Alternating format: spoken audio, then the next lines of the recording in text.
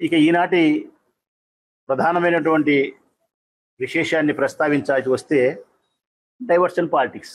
4 నెలలైంది ముఖ్యమంత్రి గారు అధికారంలోకి వచ్చి, చంద్రబాబు నాయుడు గారు అనేక రకాల వాగ్దానాలు ఇచ్చినాడు. ఇంతకుముందు నేను చెప్పినట్టు ఏ ఒక్క వాగ్దానాన్ని కూడా నెరవేర్చలే.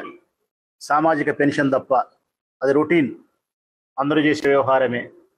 ఇక ప్రత్యేకించి గ్యాస్ సిలిండర్లు చేయలే, ఉచిత బస్సు చేయలే, 1500 రూపాయలు ప్రతి ఆడపిల్లకి ఇచ్చేది చేయలే, 50 ఏళ్ళకు పెన్షన్ చేయలే, ఉచిత ఇసుకను చేయలేకపోయినారు. ఏ పథకాన్ని కూడా అమలు పరచలే. ఒకవైపు విజయవాడలో వరదలు వస్తే 100లో 10% కూడా వరద బాధితులను సంరక్షించే ప్రయత్నం చేయలేకపోయినాడు. గాలికి వదిలేసినాడు. అసలు వరద వచ్చేదానికి, విజయవాడ మునిగిపోయేదానికి, కొన్ని వేల మంది ఎఫెక్ట్ అయ్యేదానికి కారణం ముఖ్యమంత్రి గారే. కారణమైనాడు. కనీసం రక్షించే ప్రయత్నం చేసినాడు అంటే రక్షించే ప్రయత్నం కూడా చేయలే. కనీసం ప్రజలు ఇచ్చిన విరాళాలైనా సక్రమంగా పంచినాడు అంటే తప్పుడు లెక్కలు చూపిస్తా ఉన్నారు.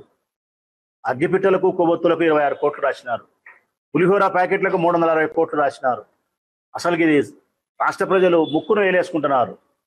కొవ్వొత్తులకు ఏంది 26 కోట్లు, పులిహోర ప్యాకెట్లకు ఏంది 360 కోట్లు? ఈ లెక్కలన్నీ ఏంది అసలుకు? కేంద్ర రాష్ట్ర ప్రభుత్వాల వైపు నుంచి వారికి అందాల్సినటువంటి ప్రయోజనం శూన్యం. ఈరోజు గుంటూరు కలెక్టర్ ఆఫీస్ దగ్గర కొన్ని వందల వేల మంది పడిగాపులు కాస్తా ఉన్నారు. మాకు రావాల్సిన 10,000 ఎక్కడ, మాకు రావాల్సిన 20,000 ఎక్కడ అని చెప్పి. ఇంత వైఫల్యం మునుపెన్నడూ ఏ ప్రభుత్వంలో కూడా మేము చూడలే. ఇంత దారుణంగా ఒకవైపు విజయవాడ వరదలు ముంచెత్తితే, మరొక వైపు ఈ 4 నెలల కాలంలో పదుల సంఖ్యలో చిన్నపిల్లల యొక్క మానానికి, ప్రాణానికి రక్షణ లేదు. 1 కాదు, 2 కాదు రాష్ట్ర ప్రజలారా, పదుల సంఖ్యలో. ఇది అమానుష్యము, దుర్మార్గమైనటువంటి చర్య, పైశాచికమైనటువంటి చర్య. 5, 6, 7, 8, 10 సంవత్సరాల ఆడపిల్లలను మానభంగం చేసి చంపేస్తున్నారు. శవాలు కూడా గల్లంతైతున్నాయి, మృతదేహాలు కూడా దొరకడంలే. ఈ ప్రభుత్వం నిమ్మకు నీరెత్తినట్టుంది, గాలి కుదిరేసింది లా అండ్ ఆర్డర్ను. స్త్రీల యొక్క మాన ప్రాణాల సంరక్షణ నిన్నలేమన్నా జరిగింది. మళ్ళా పుంగనూరులో మా లీడర్ 9వ తారీఖున అక్కడికి మళ్ళీ పరామర్శించడానికి పోతా ఉన్నాడు. నంద్యాల జరిగింది, పుంగనూరులో జరిగింది. ఎన్ని హత్యలు జరిగినాయి ఇప్పటికీ? ఈ ప్రభుత్వం ఏర్పడినప్పటి నుంచి ఈ రాష్ట్రంలో స్త్రీలకు కానీ, చిన్నపిల్లలైనటువంటి ఆడపిల్లలకు కానీ ప్రాణాలకు, మానాలకు రక్షణ లేదు. ఇది పూర్తిగా ఈ ప్రభుత్వం యొక్క వైఫల్యమే. శాంతి భద్రతలు పూర్తిగా కట్టుబాట్లు లేకుండా కట్టలు పెంచుకొని పక్కదారి పట్టింది. ఎన్ని ఒకవైపు అయితే ఎక్కడివన్నీ ప్రజలు ప్రశ్నిస్తారో, ఎక్కడ విజయవాడ యొక్క వరద యొక్క స్థితిని ప్రశ్నిస్తారో, ఈ ఆడపిల్లల యొక్క హత్యలను, మానభంగాలను ప్రశ్నిస్తారో, ఎక్కడ ఈ సంక్షేమ పథకాలను అమలు చేయలేదని ప్రశ్నిస్తారో, ఈ ప్రశ్నల నుంచి తను తాను కాపాడుకునేదానికి, ప్రభుత్వం యొక్క వైఫల్యాలను కప్పిపుచ్చుకునేదాని కోసం ఈ రాష్ట్రంలో ఏదో ఒక అంశానికి తెరదీస్తానే ఉంటాడు చంద్రబాబు నాయుడు.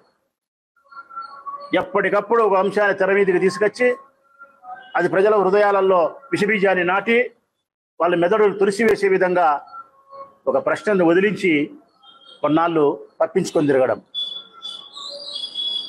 హైదరాబాద్లో అయితే హైడ్రా అంటున్నారు, మన ఆంధ్రప్రదేశ్లో అయితే తిరుపతి లడ్డు అంటున్నారు.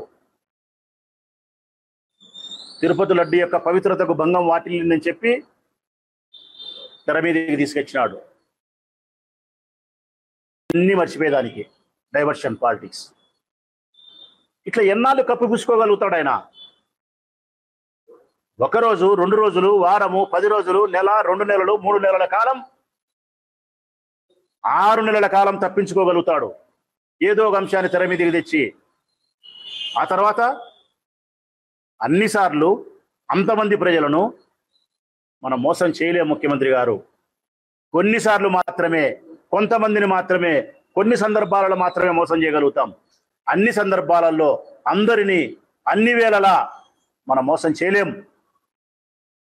ఈ సిద్ధాంతం నువ్వు తెలుసుకోవాల్సిన అవసరం ఉంది.